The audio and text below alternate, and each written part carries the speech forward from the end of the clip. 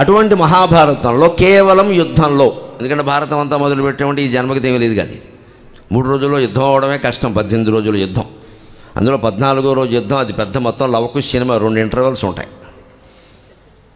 ఆ రోజే ఈయన కరుణ కూడా ఎక్కువ. భగవంతుడి పాత్ర 14వ రోజే చాలా ఎక్కువ. అటువంటి దాంట్లో భగవంతుడు నేరుగా కల్పించుకున్న సందర్భాలు మాత్రమే చూస్తాం మనం. మొత్తం భారత కథ అంతా వస్తుందని మీరు ఊహించకండి. చెప్పడం నాకు సాధ్యం కాదు, వినడం మీకు వీలు కాదు, అయ్యేది కాదు.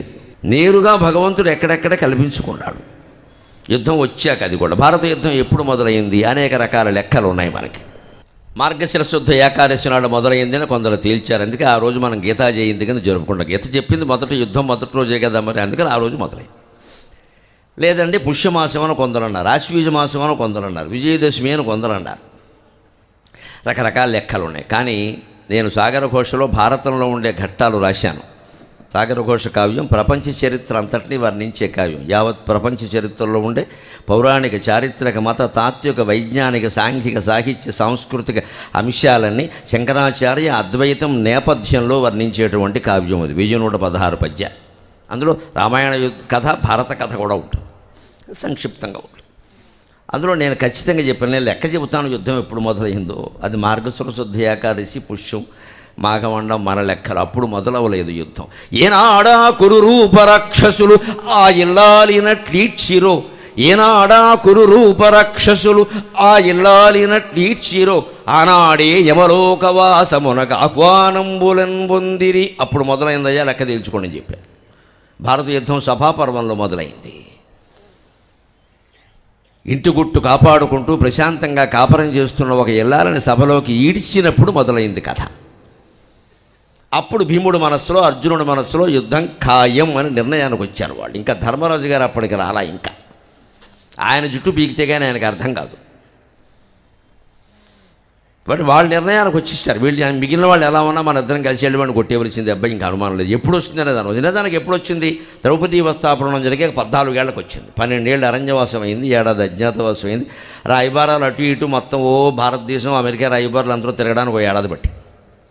ఇది అయ్యాక యుద్ధం వచ్చింది. 14 ఏళ్ళు అంటే పాండవులు తాము ఎదుర్కొన్న అవమానానికి జవాబు చెప్పడానికి 14 ఏళ్ళు పట్టిందండి. మనం 14 నిమిషాలు ఆకపోతే అలాగా వెంటనే వీళ్ళు కొట్టేద్దామంటే మనమే జైలుకి వెళ్ళిపోతాం. ఇక్కడ జరగదు, అది ఆగాలి. ఆగి ఎప్పుడు జవాబు చెప్పాలో అప్పుడే చెప్పాలి. అందుకని ఏనాడా కురు రూపరక్షసులు ఆ ఇల్లాలినట్లీడ్చిరో, ఆనాడే యమలోకవాసమునకు ఆహ్వానంబులన్ పొందిరి.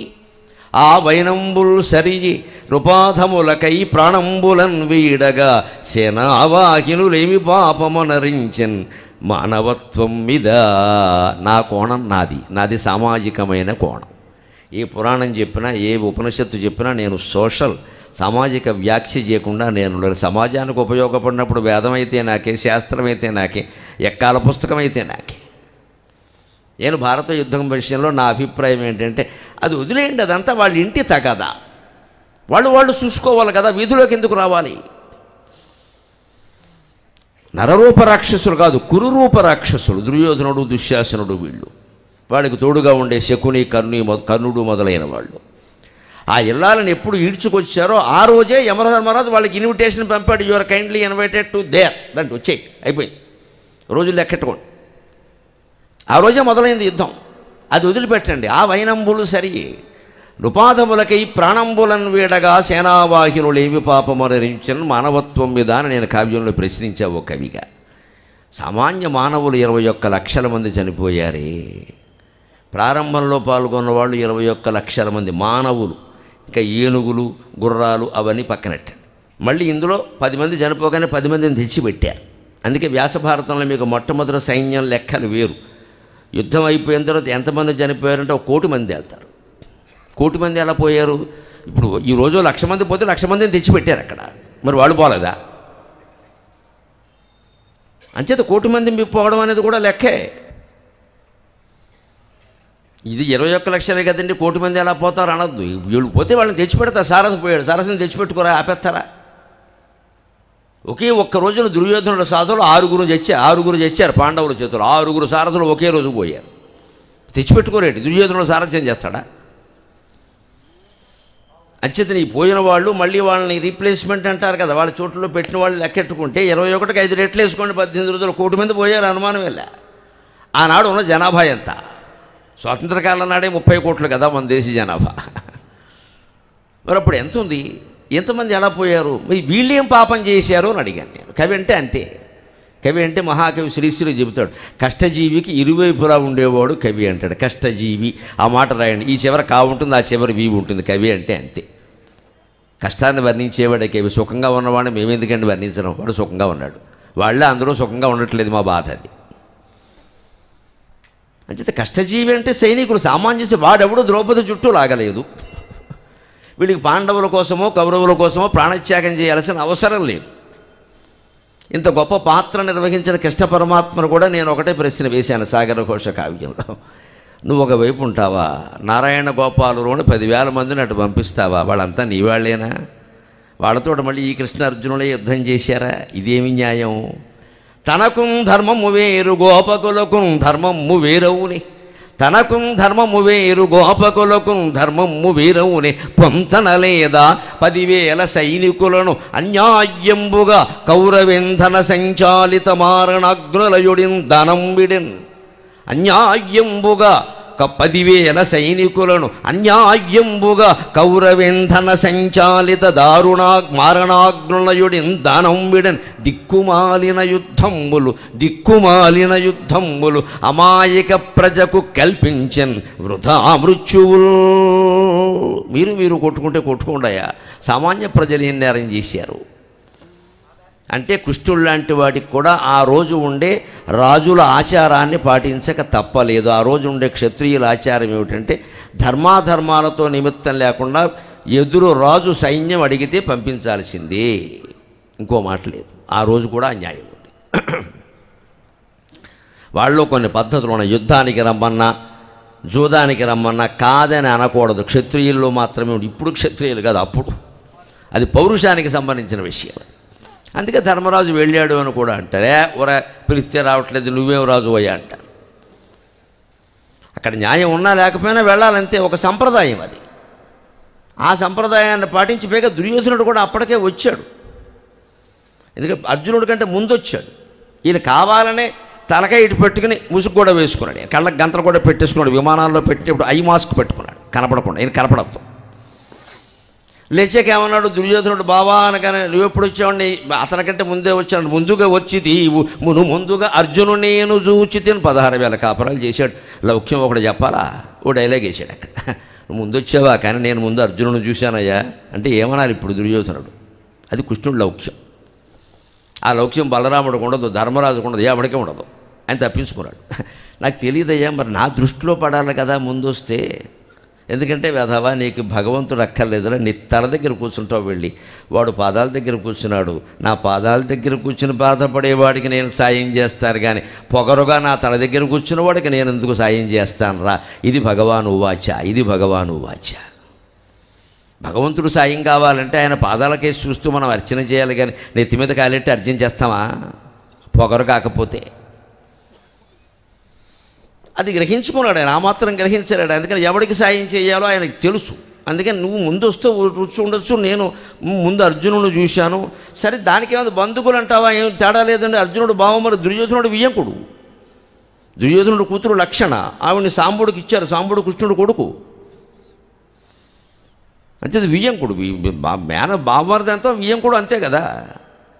అంటే బంధువులున్న యంశమది పాయకరించి సహాయం ఇరువురుంజంతుట పాడి మీకు నై చేసేత సైన్య విభాగము అందు మీకున్ తగుదానిగై కొనుడు అనగానే దుర్యోధనుడు సంబరపడుతున్నాడు. ఇప్పటికి నాకు భాగం కల్పించాడు, ఆయనకి భాగం ఇచ్చాడు, నాకు ఒక్కడికి వచ్చేస్తాడు అనుకున్నాను నేను. అప్పుడు మళ్ళీ చివరిలో ఇంకా పద్యం మిగిలిందిగా ఉత్పలమాల. అందుకని తిరుపతి వెంకటకవి ఇంకో మాట రాశారు, 2 భాగాలు చేశాను నేను. 10,000 మంది నారాయణ గోపాలు ఒకవైపు ఉంటారు, నేను ఒక్కడనే ఒకవైపు ఉంటాను. మీకున్ తగుదానిగై కొనుడు. కానీ ఒక్క విశేషము బావా అన్నాడు. ఏమా విశేషము బావా అంటే కొంప మురిగింది. కోరుట బాలుని కొప్పు ముందుగా అన్నాడు. అర్జునుడు కోరుకోవాలి ముందు అన్నాడు. ఎందుకంటే పొరపాటు దుర్యోధనుడు నువ్వు వీటి రావాలంటాడేమో, చచ్చిపోతాడు ఈయన ఇరుక్కుపోయి. వాడికి ఇష్టం లేదు, ఆయనకి ఇష్టం లేదు ఈయనకి. ఆ ఇష్టం లేని వ్యవహారాల నుంచి మనం ఎలా బయటపడాలి అంటే మనకి ఏది ఇష్టమో ఆ పని చేసేలా అవకాశం వాడికి ఇవ్వాలి. దానికి వ్యాఖ్యానించాడు. బాలుడు అంటే అవి ఒకటి. అప్పటికి అర్జునుడికి పెళ్ళి 16 మంది పుట్టారు ఇక్కడికి. ఒక పెళ్ళి కాదు 3 పెళ్ళిళ్ళు అయ్యాయి. కానీ నీవో స్వతంత్రుడవు, అతడు అస్వతంత్రుడు అన్నాడు. రాజు అయ్యా నువ్వు, నీ నిర్ణయాన్ని ఎవరు కాదన్నారు అక్కడ. కానీ అర్జునుడు ఏమన్నా తేడాగా కొడితే ధర్మరాజు అక్షింతలు వేస్తాడు, భీముడు అక్షింతలు వేస్తాడు. కావాలని నిన్ను పంపిస్తే ఇలా చేస్తావా అంటారు. అంటే అస్వతంత్రుడైన వ్యక్తికి ముందు మనం ప్రాధాన్యం ఇవ్వాలి కదా. స్వతంత్రుడైన వ్యక్తికి నువ్వు ఎలా ఉంటావంటే ఏం మాట్లాడలేకపోయాడు. దుర్యోధనుడు నోరు మోయించడం ధృతరాష్ట్రుడికి, గాంధారుడికి, విదురుడికి, సంజయుడికి సాధ్యం గల ఒక శ్రీకృష్ణుడికి సాధ్యమైంది. అది భగవల్లీల అంటే. దుర్మార్గుణ్ణి మనం మార్చొద్దండి, వాడి నుంచి ఎలా తప్పించుకోవాలో చూడాలంతే. దుష్టులకు దూరముగా ఉండము అన్నారు. అందుకని దుష్టులను మార్చుము అనలేదు, మన పని కాదు అది. వాడిని మార్చడం మనకేం పని. దూరంగా ఉండాలి మనం. వాక్కొని ఎంతకాలం వాక్కుంటాడో వాక్కొని వాడు మాటల వల్ల వాడే పలచన అవుతాడు. మనం ఎందుకు వాడి నోట్లో నోరెట్టాలి, మనకేం పని. దూరంగా ఉండమే. ఉపానన్ ముఖభంగోవా దూరతోవా విసర్జనం. ఎప్పుడు దుష్టులతో పోరాటం ఒకలాగే ఉంటుందిట. కంటకానాం కళానాం చ ద్వివిధైవ ప్రతిక్రియ ఉపానన్ ముఖభంగోవా దురతోవా విసర్జనం. కాల్లో గుచ్చుకున్న ముళ్ళుకైనా దుర్మార్గుడికైనా ఒకటే శిక్ష, ఒకటే పద్ధతి, ట్రీట్మెంట్. ఎటువంటిది అంటే కొట్టగలిగితే చెప్పు తీసి కొట్టు, అవకాశం లేకపోతే నువ్వు దూరంగా తప్పుకో. కుక్క మురిగింది అని మనం మురుగుతామా, పక్కకి వెళ్ళిపోతాం. మనం మురిగితే మనము కుక్కే అవుతాం. కుక్క మురిగి మురిగి మురిగి బాగా మురిగింది అనుకోండి, చివరికి పిచ్చి కుక్కను భావించి ఎవడో కాల్చేస్తాడు, శనిదిలిపోతుంది. మురగనవడమే బాగా, మనం జవాబు చెప్పకూడదు. అంటే కుక్కలు మురుగుతాయి, సింహాలు గర్జిస్తాయి, అవి మరగవు కుక్కతో సమానంగా. ఇంకా దుర్యోధనుడు నోరు మోయించాడు. అందుకని ఆయన కూడా ఆనాటి ఆచారాన్ని పాటించి సమాన భాగాలు చేయాల్సి వచ్చింది. 10,000 మంది గోపకులను నాడు పంపించాడు. మరి కవిగా నాకు బాధ అనిపించింది, ఏమిటి పరమాత్మ నువ్వు కూడా ఇలా చేసావు. ఆ నారాయణ గోపాలుని చంపడం అర్జునుడికి చాలా కష్టమైంది. వాళ్ళంతా యాదవులు, చాలా బలమైన వాళ్ళు. యాదవులు చాలా బలవంతులు. వాళ్ళు వాళ్ళ చేతుల్లో చావాలి కానీ ఇంకోళ్ళ చేతుల్లో చావరు వాళ్ళు. అది కృష్ణుడే అన్నాడు ఆ మాట. వాళ్ళు నాడు పంపించాడు. చివరికి సంశప్తకులు అన్నారు వాళ్ళు. సుశర్మ సైన్యం కొంత కలిసింది అందులో. వాళ్ళని చంపడానికి 18వ రోజు కూడా యుద్ధం చేయాల్సి వచ్చింది అర్జునుడు. 18వ రోజు కూడా భీష్ముడు, ద్రోణుడు, కర్ణుడు, శల్యుడు పడిపోయాక కూడా వాళ్ళు మిగిలారు, ఇంకా మేము ఉన్నామని.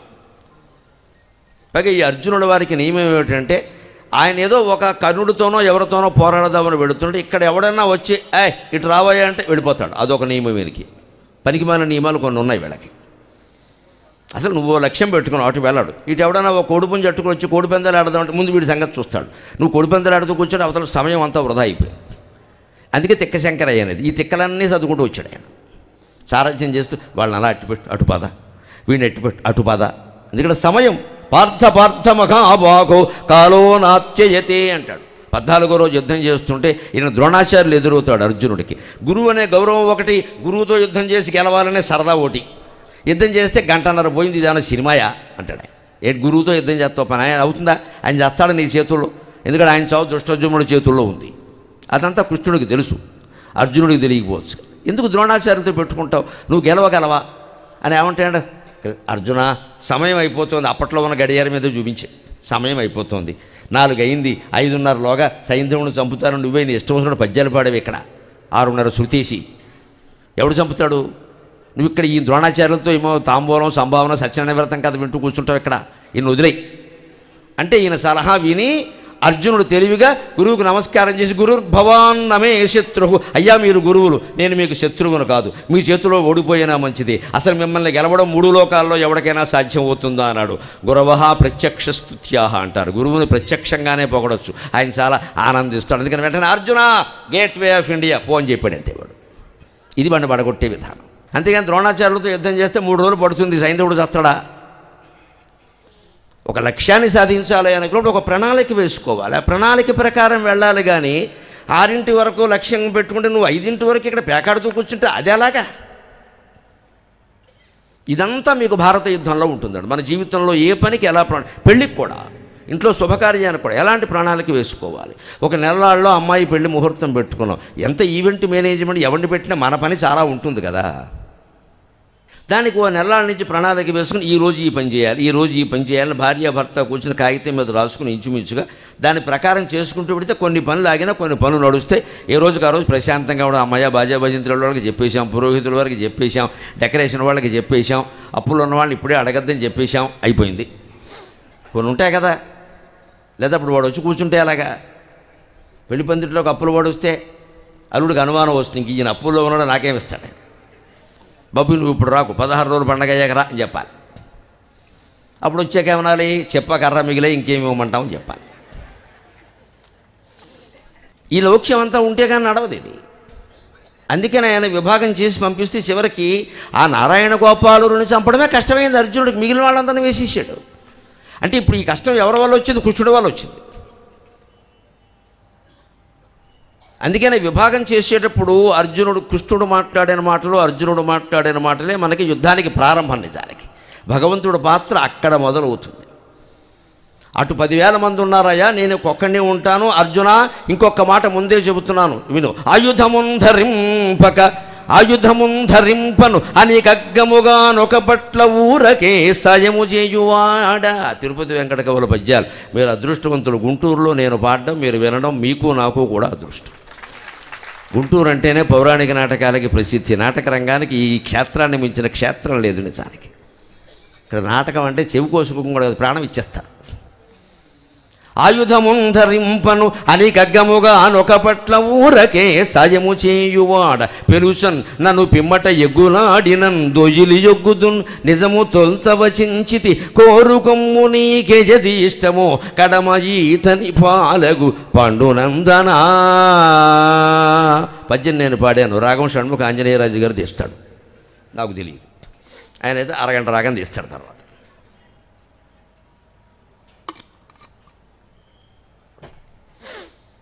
ఇప్పుడు అర్జునుడు కోరుకోవాలో లేదో ఆలోచించాలి. యుద్ధానికి కోరేవాడు నేను ఆయుధం పట్టట్లా యుద్ధం చేయట, దేనికి ఇక్కడ ఇడ్లీ తిని కూర్చుంటాడు వచ్చే రథంలో. ఇక్కడ ఇదేం భగవంతుడి పాత్ర, ఇడ్లీ పాత్ర? ఆయన చెప్పింది అది. ఇది పరీక్ష భక్తుడికి. నేనేం చెయ్యను అన్నా సరే నువ్వు నన్ను ఆశ్రయిస్తే అప్పుడు నేను చూపిస్తాను నా కరుణ. అందుకే నేనేం చెయ్యాలో నువ్వు షరతులు పెట్టావు. భగవంతుడిని ఎప్పుడు మన పనులు చేయమని అడగకూడదమ్మా, ఆయన పనులు మనం చెయ్యాలి. ఆయన పనులు అంటే ధర్మశాస్త్రాల్లో చెప్పిన పనులు మనం చెయ్యాలి. కొట్టుకోకండి బంధువులు, అన్నదమ్ములు కొట్టుకోకండి, భార్యాభర్తలు కొట్టుకోకండి, పిల్లలతో ఇవన్నీ ధర్మశాస్త్రాల్లో చెప్పిన పనులు. ఆ పనులు మనం చెయ్యాలి. మనం చేయడం మానేసి కొట్టేసుకుని కోర్టుకు వెళ్ళి నన్ను గెలిపించు. ఎవరి మీద? మీ అన్నగారి మీద, మీ అక్కగారి మీద. బుద్ధి లేదా? అన్నగారికి ఒక అరకరం వదిలేయలేమా? అక్కగారికి ఒక తులం బంగారం వదిలేయలేమా? కుట్టుకు చచ్చిపోవాలా? పైగా దానికోసం గుళ్ళోకి వెళ్ళి దెబ్బలాడడం ఆయనతోటి. పైగా రామచంద్రమూర్తి గుళ్ళోకి వెడతారు. ఆయన అనుకుంటాడు సీతాదేవికి తిరిగి సీత భరతుల మీద రిట్టేయాలనే విషయం నాకు తెలియలేదు, వీడు వచ్చి చెబుతున్నాడు ఇక్కడ. నేను మాట్లాడకుండా అరణ్యానికి వెళ్ళిపోయాను బెర్రివాడిని, వీడు రిట్టేస్తట. నేను భరతుల మీద రెట్ట కూడా వేయలేదు. అయ్యయ్యో ఎంత అమాయకుణ్ణి అంటే రామచంద్రమూర్తి వెంటనే సీతకేసి తిరుగుతాడు. నీకంటే అమాయకురాలు అయ్యా, నన్నేం చేయమంటా, నీకు వనవాసంగా నాకు లేదు కదా, నేను వచ్చేసి అని పెట్టి సర్దుకుని ఉంటుంది. పోనీ వచ్చామన్నా సుఖపడింది కనుక. అది కదా మన రామాయణ భారతాలు మనకి ఏం చెబుతున్నట్టు. మేము ఏం పడ్డామో ఆలోచించండి, మేము ఏం చేసామో చూడండి. మమ్మల్ని పట్టుకెడుతారేంటి కోరికలు తీర్చమని? మాకే తీరలేదు కోరికలు. 14 ఏళ్ళు వనవాసం ఆయన చేశాడు, 12 ఏళ్ళు వనవాసం ఏం చేశాడు. మనం ఏమనుకుంటున్నాం, ఒక్కరోజు కూడా మనకి ఏ కష్టం రాకుండా ఒక్కరోజు కూడా పని మనిషి మానడానికి వీల్లేదు. ఆ రకంగా సత్యనారాయణ స్వామి కోరికలు తీర్చా. మరి ఏం చేస్తాం? మన కోరికలు కోరడం కాదండి భగవంతుడి దగ్గర. మనం చెప్పిన పనులు చేయమని అడగడం కాదు, ఆయన చెప్పిన పనులు మనం చెయ్యాలి. అది పరీక్ష. అందుకని ఆయుధము ధరించను ముందే చెబుతున్నాను, నేను ఆయుధం పట్టుకోను. అనికగ్గముగానొక పట్ల ఊరకే సయము చేయువాడు. ఆ ఊరకే అన్న చోట ఊరికే అంటాడు. ఏదో ఊరికే బుద్ధికి తోచిన సాయం చేతి చేత లేతలేదు. మాట సాయమే, తోటా సాయం ఉండదు. ధనుసు పట్టుకోను ముందే చెప్పేశాడు స్పష్టంగా. పెలుసన్నను పిమ్మట ఎగ్గులాడినం దొయ్యిలు యొగ్గుదును. తర్వాత ఏదో కంగారులో మళ్ళీ నన్ను బాబా నువ్వు సాయం చేయలేదంటే నేను దోషులు పట్టి క్షమాపణ కోరడం తప్ప నేను చేసేది లేదు. నేను చేయనని ముందే చెబుతున్నాడు కదా. కోరుకొమ్ము నీకేయది ఇష్టము కడమ ఈతని పాలగు పండునందనా.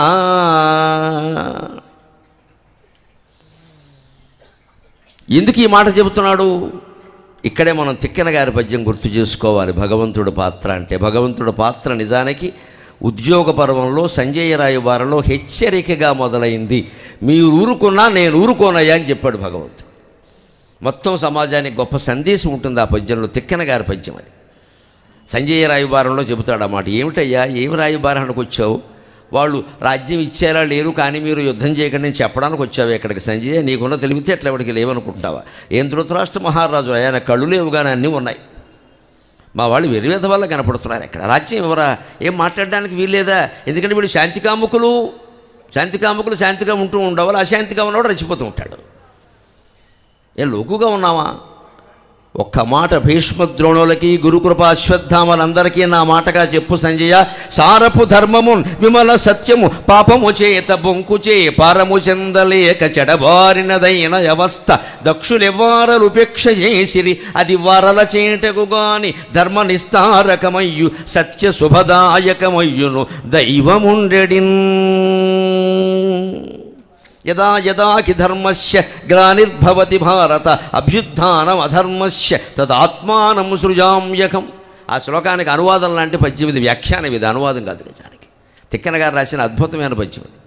ధర్మం చెడిపోతుంది, అధర్మం వృద్ధి చెందుతుంది, సత్యం బలహీనపడింది, అసత్యాలు ప్రచారం అవుతున్నాయి. ఎవడు మాట్లాడ్డా? మనకెందుకు ఏమిటండి? దేశానికి పట్టుకున్న జబ్బు క్యాన్సర్ కంటే గొప్ప జబ్బు మనకెందుకు? మన ఇంటికి మన కొంపకి నిప్పట్టుకునే వరకు మనం చిన్న కామెంట్ పెట్టడానికి కూడా అబ్బో 100 ఆలోచించేస్తాం. మనం కేసు పెట్టేస్తారేమో, కొంపలు అంటుకుపోతాయి. ఇక్కడ నీ అభిప్రాయం నువ్వు చెప్పడానికి చెప్పం, భయం మనకి. దుర్మార్గులు చెప్పేస్తూ ఉంటారు, వాళ్ళు రెచ్చిపోతూ ఉంటారు. కనీసం కర్రేసికి వెళ్ళకపోగా మాట కూడా మాట్లాడడం, వీధిలోకి వెళ్ళి అయ్యో ఆ ఇంట్లో అన్యాయం జరిగింది ఇలా మాట్లాడడం అండి. మనం అసలు మనకెందుకు ఆ వాత ద్వాపర యుగంలో పెట్టాడు కృష్ణుడు. ధర్మం చెడిపోతుంటే, అధర్మం వృద్ధి చెందుతూ ఉంటే, సత్యం బలహీనపడుతుంటే, అసత్యాలు ప్రచారం అవుతుంటే ఎవరు ఊరుకుంటారో వారిని ఆ పాపం కట్టి కొడుపుతుంది. కానీ నేను ఊరుకోనని చెప్పాడు. ధర్మ నిస్తారకమయ్యు సత్య శుభదాయకమయ్యును దైవముండెడిని. మళ్ళీ ఏదో రకంగా ధర్మాన్ని ఉద్ధరిస్తా, సత్యాన్ని కాపాడతా, లేకపోతే నేనెందుకయ్యా అన్నాడు. అదమ్మా భగవంతుడి పాత్ర, అది భగవంతుడి పాత్ర. మన జీవితాల్లో మనమే నీరసించి ఊరుకున్నా ఆయన ఊరుకోడు. ఆయన ఊరుకోకుండా ఉండాలంటే మనం చేయాల్సింది ఒకటే, అంత నీరసంలో కూడా నమ శివాయ నమో నారాయణాయ శ్రీమాత్రే నమః. ఆ పాట 5 అక్షరాలు పలకగలిగే ఓపికేనా లేదా? దానికి ఏమైనా జీవంటోన్ టానిక్ పుచ్చుకోవాలా? హార్లిక్స్ తాగాల, బోర్నవిటా తాగాల? అది కూడా చేయలేమా? మనకు రోగం వస్తే అయ్యో కుయ్యో ముర్రు అయ్యో అనే బదులు అమ్మా అనొచ్చు కదమ్మా, సత్యదేవా అనొచ్చుగా. అబ్బే అయ్యో కుయ్యో హీ ఈ ఊళ్ళో ఇంతమంది ఉంటే నాకే రోగం రావాలా అంటే ఊళ్ళో వాళ్ళకి ఎవడికొచ్చినా నీకు బాధ లేదు. ఇక్కడ అదే 10 లక్షల లాటరీ వచ్చిందనుకో, ఊళ్ళో ఇంతమంది ఉన్నారు నాకే రావాలా అంటారు. మన అదృష్టం, మన గురుడు 6లో ఉన్నాడు, శిష్యుడు 3లో ఉన్నాడని చెప్తాడు ఇక్కడ. ఇదంతా భగవంతుడు గమనిస్తాడు. అందుకే చెప్పాడు, సత్యాన్ని ధర్మాన్ని కాపాడడానికి మీరు సిద్ధపడితే ఆ పుణ్యం మీకు దక్కుతుంది. నాకు పుణ్యం అక్కర్లేదు, భగవంతుడికి పుణ్యం ఏమిటండి? నాకు పేరు అక్కర్లేదు, నాకు డబ్బు అక్కర్లేదు, లోకమంతా నాదే, నాకు మీరేమిటి ఇస్తారు? మీ తలకాయ. మీకు పుణ్యం దక్కాలంటే మీరు ఆ పని చేయండి. మీ పేరు 10 మంది చెప్పుకోవాలంటే విష్ణు సహస్రం చెప్పమంటే ఆయన చెప్పచ్చు కదా, మా భీష్ముని చెప్పమన్నాడు. భీష్ముడు అక్కడికే నువ్వు నీ ఎదురుగా కూర్చోబెట్టి నీ చెప్పడం ఏమిటా అర్థం లేకుండా? నారాయణమూర్తిని ఎదురుగా పెట్టి నారాయణ సహస్రం చెప్పమంటావా? నేనేం చెప్పను అంటే, నాకు బోళ్ళు పేరుందయ్యా, ఆ స్తోత్రం నీ పేరు మీద నిలబడుతుంది, నువ్వు చెప్పవయ్యా అన్నాడు. అది భగవంతుడు కరుణ, అది భగవంతుడు కరుణ. ఎప్పటికీ మన అనుశాసనిక పర్వణి భీష్మ యుధిష్ఠిర సంవాదే శ్రీ విష్ణు సహస్ర స్తోత్రం నామ 51,50,000 అధ్యాయక అని చెప్పుకుంటున్నావా లేదా? మరి యుధిష్ఠిర భీష్మ సంవాదే అని ఎందుకు వచ్చింది? భీష్ముడు చెప్పబట్టే. కృష్ణుడే చెబితే ఎందుకు వస్తుంది? భగవంతుడు కీర్తి అక్కర్లేదు, డబ్బు అక్కర్లేదు, ప్రపంచం అంతా అయిందే, మనకేమిస్తాం? ఈశావాస్యమదం సర్వం యత్కించి జగత్యాం జగతు.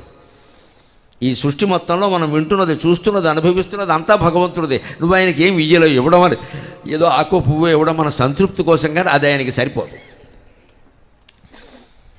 అందుకని నువ్వు ఊరుకున్నా నేను ఊరుకోనయ్యా. కానీ ఒకటి గుర్తుపెట్టుకో, భీష్మ, ద్రోణ, అశ్వత్థామ, కృపాచార్య అందరికీ చెబుతున్నా, ఆవేళ వస్త్రాపహరణం అప్పుడు ఊరుకున్నారు. ఈవేళ మీరు ఊరుకోకపోగా దుర్మార్గుల పక్షాన యుద్ధానికి సిద్ధమవుతున్నారు మరింత తీవ్రంగా. ఆవేళ ఊరుకున్నారు, కనీసం లోక్సభలో కొన్ని పక్షాలు ఇష్టం లేకపోతే బాయ్కాట్ చేస్తాయి, అది కూడా చేయలేదు. మీరు బాయ్కాట్ చేయాలి, పోనీ చూస్తూ ఊరుకున్నారు. కొన్ని ఓటింగ్లో పాల్గొనవు, రకరకాల దరిద్రాలు ఉన్నాయి ఇందులో. కొందరు వెళ్ళిపోతారు, కొందరు ఉండి కూడా పాల్గొనరు, కొందరు ఓటేస్తారు. అందుకని ఇవన్నీ ఏం చేయలేదు మీరు, కనీసం ఏం చేయాలి? మీరు చూస్తూ ఊరుకున్నారు. పైగా ఇప్పుడు చూస్తూ ఊరుకోకుండా యుద్ధానికి సిద్ధం అవుతున్నారంటే అధర్మపక్షాన్ని భీష్ముడు, ద్రోణుడు, కృపాచార్యులు, అశ్వత్థామ, కర్ణుడు లాంటి వాళ్ళందరూ యుద్ధం చేస్తే పాండవులు గెలవగలరా? అసలు సాధ్యమేనా? అది వాళ్ళు ఎలాంటి వాళ్ళు? ఎటువంటి వరప్రసాదాలు ఉన్నాయి వాళ్ళకి?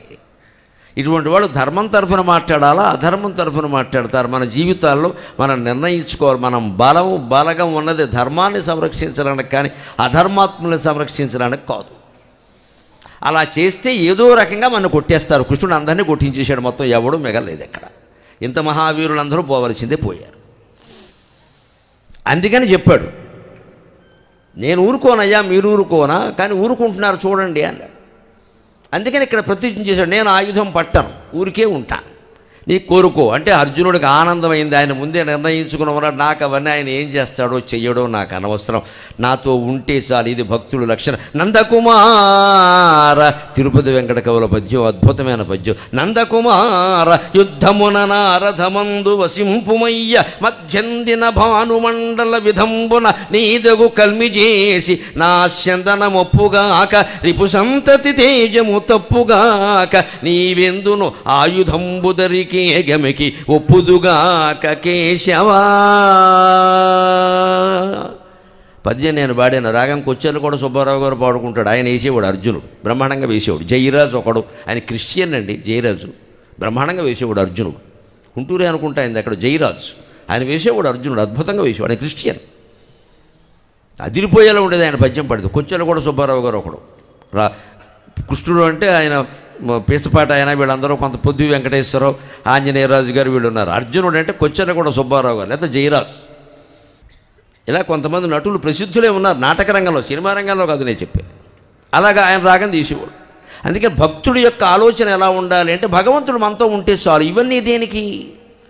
ఈ 10,000 మంది సైనికులు, 10,000 రూపాయలు, 10,000 బంగారు నాణాలు, ఇవి కాపాడవు మన్నే.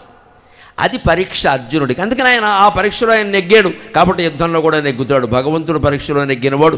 జీవితం అనే పరీక్షలో నెగ్గడం పెద్ద విషయం కాదు. ఇక్కడ వీడు కోరికల కోసం వస్తున్నాడా, ఊరికే కంగారు పెట్టడానికి వస్తున్నాడా, ఎవడి మీదో సవాల్ చేసి ఆ సవాల్ తీర్చుకోవడానికి నా దగ్గరికి వస్తున్నాడా, ఇవన్నీ సత్యనారాయణ స్వామి చూస్తూనే ఉంటాడు. వీడి సవాళ్ళని నేను తీర్చాలా, నాకేం పని ఇక్కడ?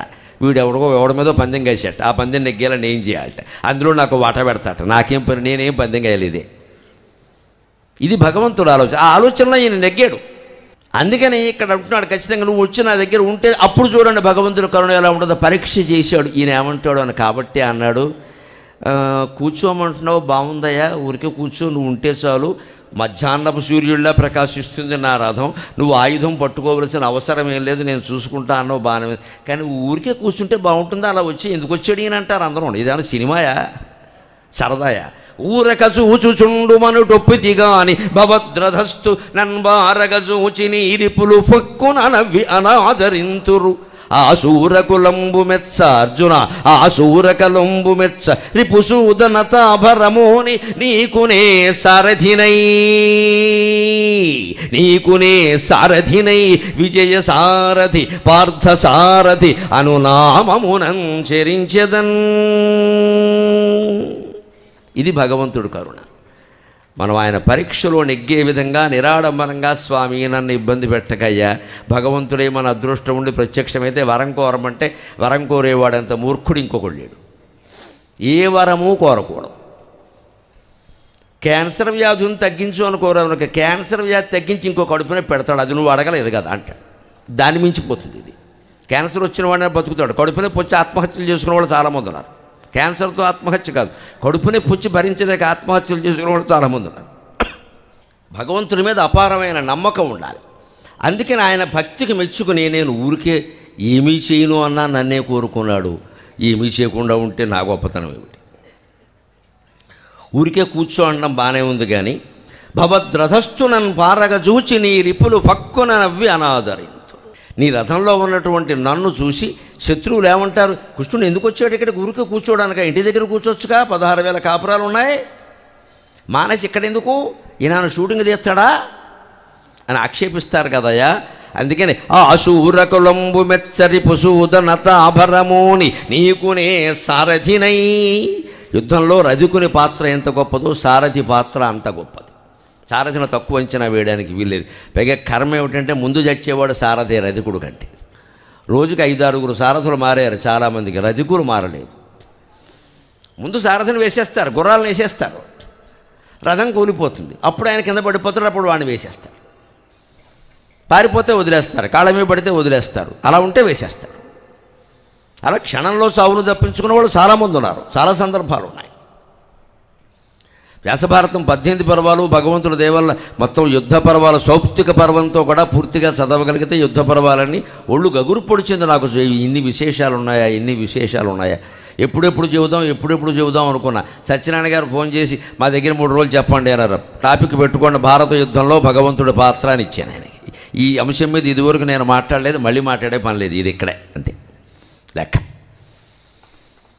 ఎందుకంటే చదివి ఉన్నాం గ్రంథం, ఒళ్ళు గగురు పొడిచింది నాకు. ప్రతిరోజు ఇన్ని విశేషాలు ఉన్నాయి, ఇవి చెప్పాలి కదా.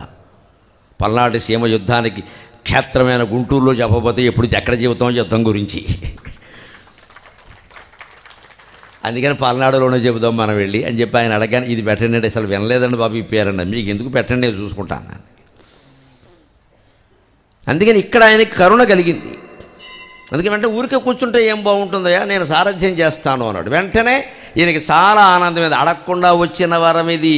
అంచేత భగవంతుడే ప్రత్యక్షమైతే మనం కోరాల్సింది ఏమొద్దు, నాకు తెలియదు, నన్ను కాపాడు అంతే. ఈ జీవితం సుఖంగా గడిచిపోతూ చాలు, నన్ను కాపాడు అంటే ఆరోగ్యంలోనూ కాపాడుతాడు, ఐశ్వర్యంలోనూ కాపాడుతాడు, అపనిందల్లోనూ కాపాడుతాడు, విజయంలోనూ అపజయంలో అన్నిటా కాపాడుతాడు, బాధల్లోనూ కాపాడుతాడు, సుఖాల్లోనూ కాపాడుతాడు.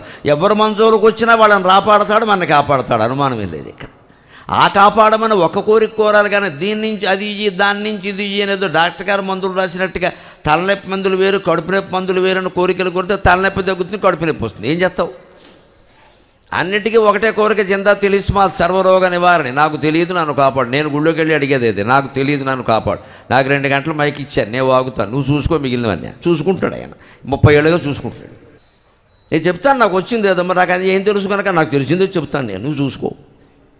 ఆ నమ్మకం ఆయనకు కలగాలి. అందుకని ఇప్పుడు అర్జునుడు చాలా ఆనందంతో సంతోషంగా ఉంటున్నాడు. సారథి ఎంట వేదముల సారము శౌరీ. తిరుపతి వెంకటకవులు ఇలాంటి పద్యాలతో ఊపేశారు ఆంధ్రదేశాన్ని మొత్తం. సారథి ఎంట వేదముల సారము శౌరి తదంగ్రి భక్తి చెన్నారెడు క్రీడిత రధికుడౌనట చిందము విల్లు తేరును వారువముల్ మరింది విజమర్గము సంగిన వంట. చిందము విల్లు తేరును వారువముల్ మరింది విజవర్గము సంగిన వంట. అస్త్ర విస్తార గురులు శివాదులట, సంగరమందు ఎవడాగజాలెడిన్. మన జీవితానికి కృష్ణుడిని సారథిగా ఉండమని కోరాలమ్మా. మనం భక్తులమైతే అంతే. నాకేమొద్దు, నా జీవితాన్ని నువ్వు నడిపించు, నీకు అప్పగించాను చాలు. నువ్వు ఏది ఇస్తే అదే ప్రసాదం, నువ్వు దుఃఖం ఇస్తే దుఃఖం, సుఖం ఇస్తే సుఖం, అదే ప్రసాదం. ఏదైనా భగవత్ ప్రసాదాన్ని మనం కాదని అనం కదా. అదే అప్పులు, అదే ఆస్తులు, అదే సంసారం, అదే కష్టాలు, అదే సుఖాలు, అదే అన్నీ అవే ఉంటాయి. ఇంతకంటే నేనే వాడగా, నువ్వు నడిపించు చాలు. నువ్వు ముందుంటే కష్టం కూడా సుఖంగానే ఉంటుంది కదా, ఆ నమ్మకం ఉండాలి.